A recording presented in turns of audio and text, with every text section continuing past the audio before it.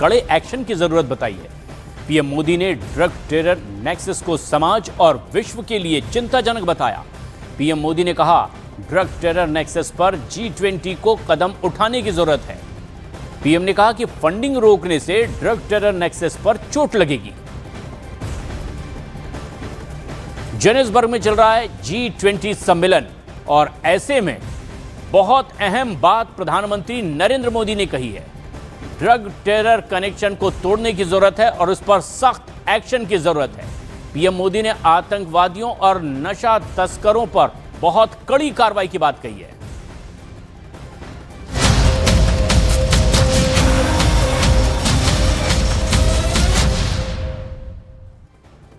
Delhi police ने नाकाम की है आईएसआई की एक बहुत बड़ी साजिश। आईएसआई के इशारे पर आर्म्स रैकेट का एक बड़ा पर्दाफाश हुआ है। दिल्ली पुलिस ने 10 हाईटेक पिस्टल बरामद कर लिए जो इस वक्त आप अपने टीवी स्क्रीन पर देख रहे हैं। बड़े गैंगस्टर्स तक ये हथियार पहुंचाए जाने थे। मॉडर्न हथियार पाकिस्तान से ड्रोन के जरिए भेजे गए थे। हथियार दिल्ली पुलिस की क्राइम ब्रांच के ऑपरेशन में बरामद कर लिए गए हैं।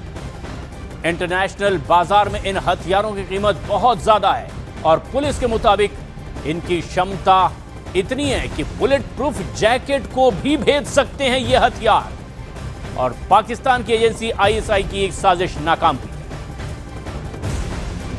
दिल्ली पुलिस की क्राइम ब्रांच ने पाकिस्तान से आए अत्याधुनिक हथियारों की खेप बरामद किया। हमारे साथ बात करने के लिए डीसीपी क्राइम संजीव यादव हैं। सर, ये पाकिस्तान से जो हथियार आए थे कैसे ये पंजाब तक पहुंचे? जो इन्फॉर्मेशन थी और जो जब बाद में जो एक्यूज पकड़े गए हैं उनके डिस्क्लोजर से भी मालूम चला है कि ये वेपन ड्रोन्स से पाकिस्तान से पंजाब में डिफरेंट लोकेशंस पर ड्रॉप कराए जाते हैं, वो भी जीपीएस लोकेशंस पर। और उस जीपीएस लोकेशन पर पंजाब साइड में जो गैंगस्टर बैठे हुए हैं जो इस ऑपरेट करते हैं वो उसको कलेक्ट करते हैं और बाद में पूरे नॉर्थ इंडिया में डिफरेंट गैंगस्टर को सप्लाई करते हैं। सर, किस तरह के ये हथियार हैं और कितने लोगों को गिरफ्तार किया गया, कहाँ से उनका ताल्लुक है? अभी तक 4 आदमियों को हमने गिरफ्तार किया है, जिसमें 2 पंजाब के रहने वाले हैं और 2 यूपी के रहने वाले हैं। और जो ये वेपन है ये मेड इन टर्की और मेड इन चाइना है और बहुत ही सोफिस्टिकेटेड वेपन है और बहुत कॉस्टली वेपन है। जो यहाँ पर बताते हैं कि जो क्रिमिनल्स हो जाते हैं वो 8 से 10 लाख रुपए में एक वेपन बिकता है।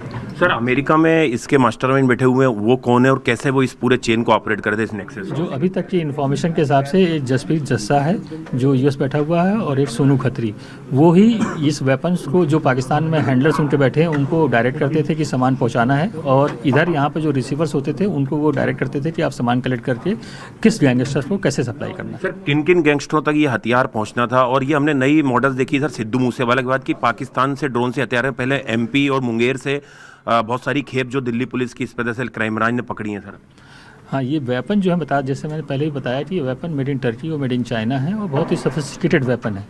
जो पहले यहाँ पकड़े जाते थे वो लोकल मेड होते थे, लेकिन जैसे जैसे क्रिमिनल्स जो बड़े क्रिमिनल्स हैं जिन जो ज़्यादा पैसा खर्चा कर रहे हैं तो वो अच्छे सोफिस्टिकेटेड वेपन उनकी रिक्वायरमेंट होती है, इसलिए बाहर से आ रहे हैं। सर, आपने बताया कि सिक्योरिटी फोर्स काफ़ी अलर्ट रहती हैं, लेकिन आपने बताया कि कुछ पर्टिकुलर लोकेशंस पे ये वेपन्स गिराए जाते थे, जो ब्लैक स्पॉट वगैरह होते हैं, उसको कैसे एजेंसियाँ देख रही हैं? नहीं, जो मेरी अपनी इन्फॉर्मेशन है कि सिक्योरिटी फोर्सेज बहुत अलर्ट है, बॉर्डर पे भी अलर्ट हैं और बहुत कम खेप वहाँ से क्रॉस हो पाती है, बाकी बहुत बड़ा खेप बॉर्डर पे ही पकड़ा जाता है। और आज भी ये चीज़ है, तो जो खेप निकल जाती है किसी भी रीजन से, जैसे मैंने बताया कि पहले उसमें एक छोटा ड्रोन आता है जो उस एरिया सैनिटाइज करता है कि यहाँ पर कोई डिप्लॉयमेंट नहीं है उस जगह पर, और विद इन अ मिनट दूसरा ड्रोन आके ड्रॉप करके चला जाता है। सर, ये मनी ट्रेल कैसे काम करती थी? जो वेपन्स आ रहे हैं पाकिस्तान से, पैसा उन तक कैसे पहुँचता था? हवाला के थ्रू, जो अभी तक की इन्फॉर्मेशन है उसके हिसाब से हवाला से पैसा ट्रांसफ़र होता है और जो बाहर बैठे हैं वो ही मैनेज करते हैं।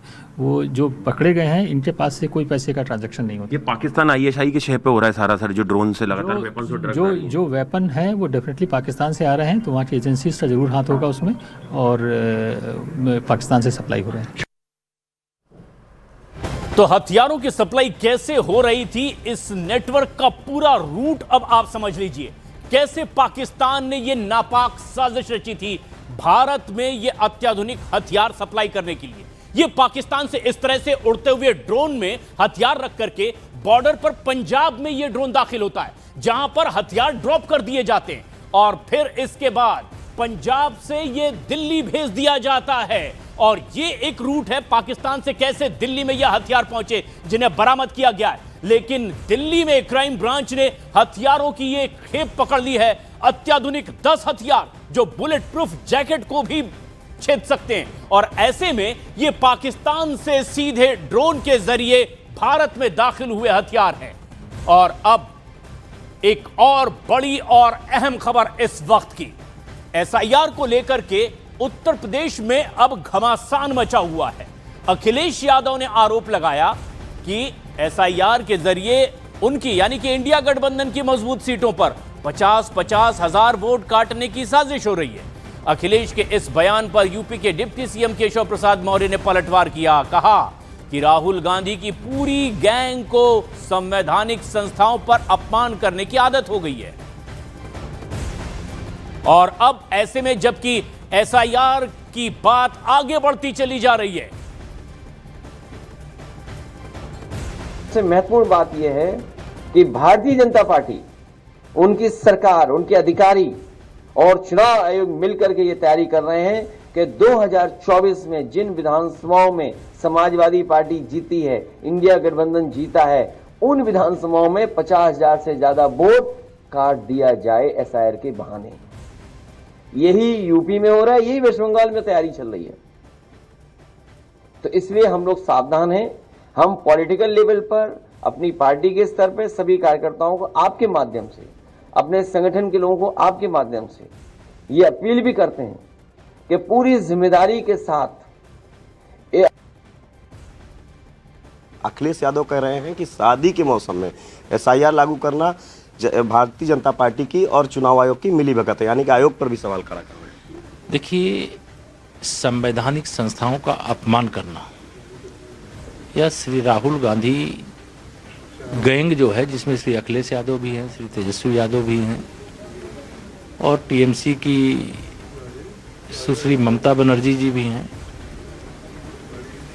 मैं इतना ही कहूँगा कि जो एसआईआर का विरोध कर रहे हैं वह राजनीतिक रूप से आत्महत्या करने की कोशिश कर रहे हैं। एसआईआर पर अखिलेश के बयान के बाद मुस्लिम धर्मगुरु मौलाना सैफ अब्बास भड़क गए हैं। उन्होंने कहा कि ये लोग अफवाह से दहशत फैला रहे हैं। सैफ अब्बास ने कहा कि एसआईआर वोट काटने के लिए नहीं बल्कि वोट जोड़ने के लिए है। वोटर लिस्ट है उसको रिफाइंड होते रहना चाहिए कि जो लोग दुनिया से गुजर गए हैं उनके नाम कट जाएं, जो लोग ने दूसरी जगह जाकर रहने लगे हैं वो उनके नाम हटा दिए जाएं, जो लोग नए आके रह रहे हैं उनके नाम ऐड किए जाएं। तो अगर ये प्रक्रिया चल रही है एसआईआर के तहत इलेक्शन कमीशन की तरफ से, तो मैं समझता हूं इससे किसी को दहशत में नहीं आना चाहिए, बल्कि मैं तो ये समझता हूं जो लोग कह रहे हैं कि वोट काटने के लिए काम किया जा रहा है, बल्कि वोट काटने के लिए नहीं, वोटों को जोड़ने के लिए किया जा रहा है। तो एसआईआर की कार्रवाई जैसे जैसे आगे बढ़ रही है, अब कई ऐसे राजनीतिक दल हैं जो बढ़ चढ़कर इसका विरोध कर रहे हैं। ऐसे में अखिलेश यादव ने भी कह दिया कि उत्तर प्रदेश में भी यही कार्रवाई। लेकिन इधर बिहार से बड़ी खबर, 43 नेताओं को लेकर के अखिलेश प्रसाद ने कहा नेताओं को कारण बताओ नोटिस जारी किया गया और ये गलत है। 43 नेताओं को नोटिस पर कांग्रेस में सवाल खड़े होने लगे। नेताओं को कारण बताओ नोटिस देना गलत है, अखिलेश प्रताप ने कहा है, जो बिहार कांग्रेस के पूर्व अध्यक्ष और प्रभारी।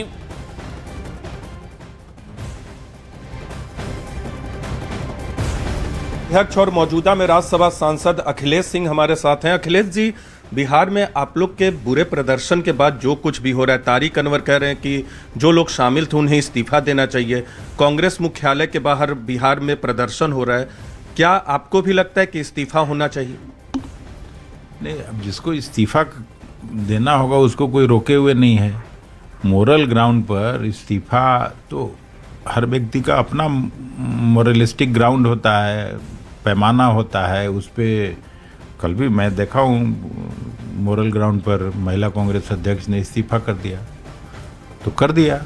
लेकिन जिस तरह से प्रदर्शन हुए, खासकर 43 लोगों को पहले नोटिस दिया गया, फिर आपके प्रदेश मुख्यालय में प्रदर्शन हुआ, उसे कैसे देख रहे हैं जो नोटिस दिया गया? वो शायद जल्दी में लिया गया फैसला है, उसको मैं मानता हूं कि नहीं होना चाहिए था, क्योंकि एक सीनियर ऑब्जर्वर अशोक गहलोत साहब ने उन लोगों से बात की थी। फिर अशोक गहलोत साहब ने कांग्रेस अध्यक्ष आदरणीय मल्लिकार्जुन खड़गे साहब से भी उन लोगों की बात कराई थी। उसमें कुछ लोग काम करना भी शुरू किया और हमको लगता है कि उन लोगों की तकलीफ दूर हो गई। कांग्रेस के भीतर घमासान मचा हुआ है। शशि थरूर पर अब कांग्रेस सांसद इमरान मसूद ने तंज कसा है। इमरान मसूद ने कहा थरूर को मुख्यमंत्री बनने की जल्दी है। इमरान मसूद ने कहा थरूर कहां खेल रहे हैं, क्या कर रहे हैं, किसी को पता नहीं। कांग्रेस के सांसद इमरान मसूद ने कहा देश के अंदर लोकतंत्र खतरे में है। लेकिन सबसे बड़ा हमला अपनी पार्टी के नेता शशि थरूर पर किया। आज शशि थरूर ने एक ट्वीट किया है, उस ट्वीट को आप कैसे देख रहे हैं? देखिए, उन्होंने जो लिखा है वो बड़ी सैद्धांतिक बात लिखी है, लेकिन जब पूरे देश के अंदर वोट चोरी के नाम के ऊपर लोकतंत्र की हत्या हो रही हो, ऐसी परिस्थिति में इन बातों का कोई मायने नहीं बचते हैं। 67 लाख वोट बिहार के अंदर काटे गए। अब सरकार बना ली, अब सरकार आपने बना ली तो उस सरकार को आप क्या मानने का काम करेंगे? उस सरकार को आप क्या समझेंगे, क्या मानेंगे? तो यही बात है। वो जिस तरह से वो बोल रहे हैं, उन्होंने किस परिप्रेक्ष्य में बोला ये वो जाने।